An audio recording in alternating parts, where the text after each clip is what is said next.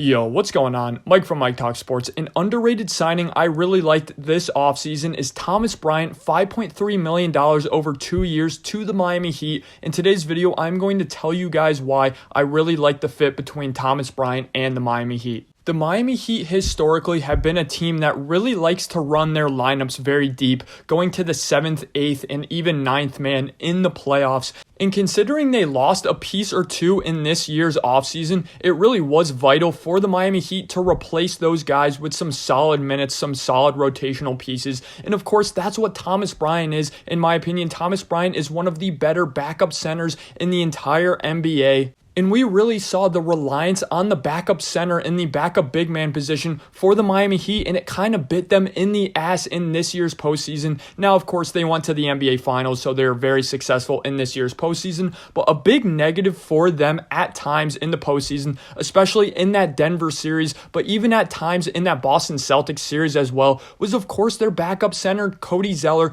Now, Cody Zeller offers a pretty solid floor. He's a very high IQ basketball player out there, but quite simply, he's pretty old, he's pretty slow-footed, and he's the least athletic player every single time he steps foot onto an NBA court. Also, the Miami Heat, in their lack of spacing with their superstar players, such as Bam Adebayo and Jimmy Butler, really rely upon the other role players to provide that spacing, which is a significant reason why the Miami Heat really started to favor Kevin Love and give him more minutes over Cody Zeller because of that three-point shooting and because of that spacing he does provide for the team. Again, if Jimmy Butler does not have a lot of spacing and he really cannot create in the mid-range and he can't create around the basket and he's constantly being double-teamed and trapped around the block where he loves operating on offense, that spells disaster for the Miami Heat offense, and that's something Cody Zeller really hurt them with in the playoffs because he offers absolutely no spacing on the offensive end.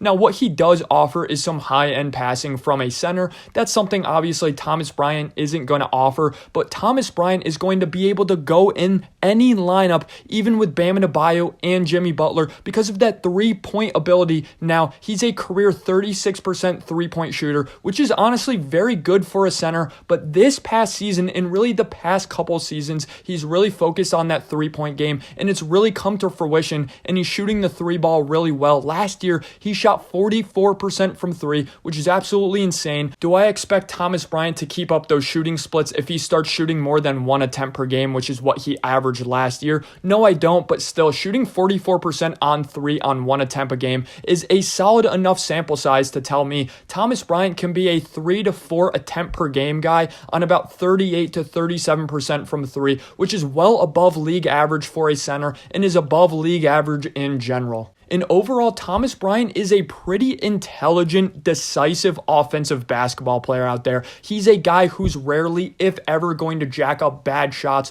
which is really reflected in his field goal percentage. Not only did he shoot 62.3% from the field last year, but he is a career 59.8% guy from the field, really only taking three-pointers and dunks and layups around the rim, which is something, again, I love about Thomas Bryant. That shot distribution is absolutely there. And he's even shown a nice ability to have a nice mid-range game as well. And along with that, he provides pretty solid defense. It's nothing special defensively, but with his nice athleticism, with his nice quick feet for his size and for the center position, along with that length and that tenacity to get a lot of blocks, he's somebody who's not a negative defender by any means. Is he going to be carrying a defense? Is he anywhere near Bam Adebayo? No, not necessarily, but Bam Adebayo is a great on-ball defender, and Thomas Bryant is a pretty good off-ball defender, a help defender, a rim protector. So it's a very nice fit between Thomas Bryant and Bam Adebayo if they want to run those bigger lineups. I'm a Lakers fan, and I've always been a Thomas Bryant believer. I was really bummed when we gave up on him very early on in his career. Then we got him